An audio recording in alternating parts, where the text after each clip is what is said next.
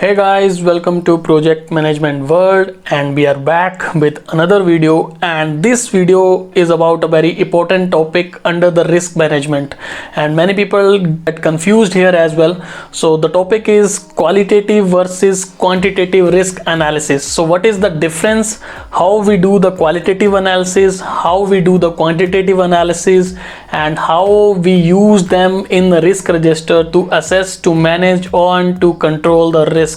So before jumping to the video, if you are new to channel, I would like you to please subscribe the channel and press that bell icon as well, so that whenever I upload a new video you can get a latest update.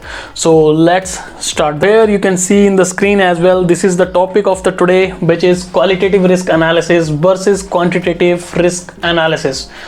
So first let's discuss about qualitative risk analysis. So what it is, the qualitative risk analysis is the process of prioritizing individual project risk for further analysis or action by assessing their probability of occurrence and impact, as well as other characteristics. So what it is telling here, that by doing the qualitative risk analysis, we at the end we prioritize the risk, like what is the most important or most critical risk to us. So we prioritize the risk according to their ranking. So that is what it is telling about, by assessing their probability and impact. So what we do here, so we, by assessing probability and impact, we get to the risk score. So by probability and impact we get to know about the severity of the risk, or you can say the criticality of the risk, and accordingly we rank the risk, prioritize those as per their risk score. So that's what we do here under qualitative risk analysis. Or we can say qualitative risk analysis involves subjectively analyzing the identified risk for the probability impact on the project. Yeah, so this is the same, but what we do here, we do not quantify this, we just subjectify the probability and impact of the risk in this process, qualitative risk analysis process. The key benefit of this process is that it focuses efforts on high priority risk. So why we do it, this is to focus on the high priority risk. So that's what we do here, we rank the risk according to their risk score. This is the probability and impact matrix. So this is the method of capturing the risk score and prioritizing according to their risk score. So the higher the risk score, higher the priority is. So what it is, a probability and impact matrix is a grid for mapping the probability of each risk occurrence and its impact on the project objective if that risk occurs. Risk can be prioritized for further analysis and planning for risk response based on probability and impact. So here in the first image you can see we have two components. First is probability, which is down to upside, and then the impact, and here is a rating written also, which is 1 2 3 4 5 for probability and 1 2 3 4 5 for impact as well. So this is a grid for analyzing the probability and impact. So we put the probability score and then the impact score. So here in the second image below you can see the probability scale and rating. The rating which you are seeing in the above grid has interpretation as well. So for example, here is the low, 2 for medium, 3 is for medium high, 4 is for high, and 5 is for fact. So this is rating goes from low to high. The impact scale, you can also see rating has a separate interpretation. For 1 you can see it is telling here that no real impact. For 2 it is small to medium reduction of time or cost reserve. For 3 medium to large reduction. For 4 over budget or behind schedule, or both 0 to 15%. And for 5 it is unacceptability over budget or behind schedule over 15%. So possible project failure. So this is how impact we can interpret the impact, and on the left side this is how we can interpret the probability. So if we have a risk, the subject matter experts or the experienced guys sit together and they decide this probability and impact.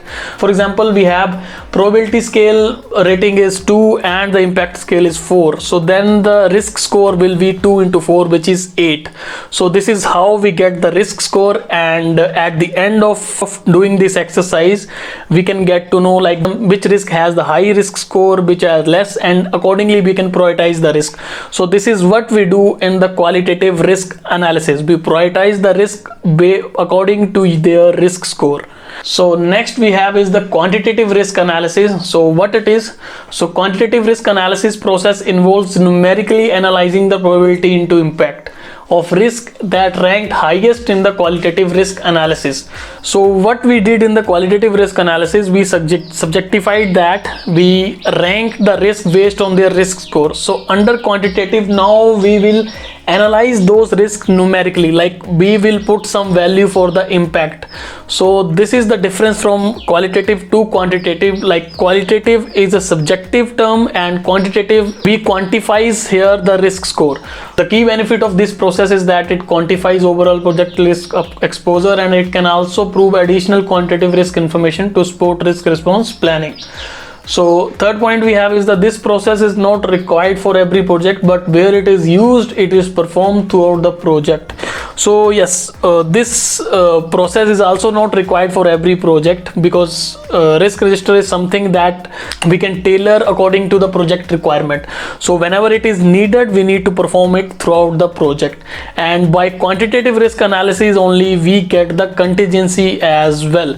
So this please remember this point, the contingency is always derived from the risk register. Now let's see what is the purpose of doing quantitative risk analysis. So here we have some point. First one we have is the determine the quantified probability of project objective. Second one we have is determine cost and schedule reserve. So this is what I was talking about, the contingency. So by this we can get to know about how much buffer we required in cost and in schedule as well. And third one we have is identify risk acquiring most attention. And the last one we have is the create realistic and achievable cost, schedule or scope target. So while doing this, we have a contingency reserve with us, like we are now well aware of like what are the risk and how much they can cost. So that is what contingency is. Now we have a more accurate cost and schedule target. So that is what the purpose of this quantitative risk analysis is. So here under quantitative risk analysis, there is a method which is called as a EMV, expected monetary value. So this is what I was talking about. So let's see this. So this is the expected monetary value. It is used to estimate the impact of a risk by calculating its probability as percentage. It estimates cost. So this is the formula for expected monetary value, probability into impact. So here you can see examples. So there is a risk that has a 60% probability of occurring and has impact of $50,000. So once we multiply those two, for example, 60% is 0.6 and $50,000, it comes as a $30,000. This will be the amount that we need to consider as a contingency in our cost as well. So that is how we calculate contingency, and that is how we get to know about how much impact it can put on the project. And there is a note as well, like for opportunity, EMB is often present at positive amount, that is positive 1,000, and for threats it is presented as negative amount. So this is how we calculate the expected monetary value, and which result into to get our contingency as well. So this is how this qualitative and quantitative risk analysis works together, and we put these value into the risk register, and from that risk register we get to know about how much contingency is required in this project.